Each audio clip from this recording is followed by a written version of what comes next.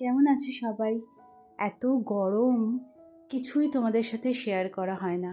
Video করে রেখে দিই, সেটা যে ভয়েস ওভার দেবো সেটার জন্য একটু সময় দরকার। গরমে আর হয়ে ওঠে না, কিন্তু তোমাদের সাথে গল্প না করলেও আমার ভালো লাগে না। এই ডিম ভাপাটা সেদিনকে খুব ইজি ওয়েতে করেছিলাম।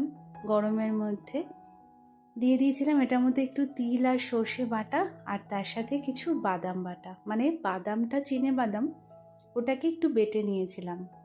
এটা যেহেতু ভাপা করব, ওই জন্য পুরো মিশ্রণটাকে আগে ভালো করে মিশিয়ে নিয়েছিলাম। তারপরে এটার মধ্যে দিয়ে দিয়েছিলাম কাঁচা পেঁয়াজ, কিছু টুকরো করে, টমেটো আর কিছু ক্যাপসিকাম, আর তার সাথে একটু নুন আর একটু সর্ষের তেল দিয়ে এটাকে ভালো করে মিশিয়ে নিয়েছিলাম। ডিমটা যেহেতু আগে থেকে সেদ্ধ করা ছিল, তো আলাদা করে সেদ্ধ করার ব্যাপার নেই। এটার সাথে তোমরা চাইলে একটু পনির অ্যাড করতে পারো বা চিকেন অ্যাড করতে পারো।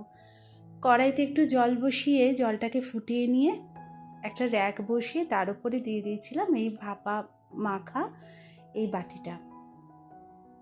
তো মোটামুটি ভাপে এটা হচ্ছিল, কিন্তু যেহেতু র্যাকটাতে একটু অসুবিধা হচ্ছিল, আমি র্যাকটা সরিয়ে আবার নর্মালি জলের মধ্যেই বাটিটা দিয়ে দিয়েছিলাম।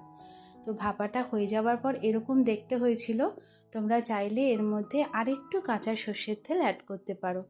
গরম ভাতের সাথে এই গরমে ডিম ভাপা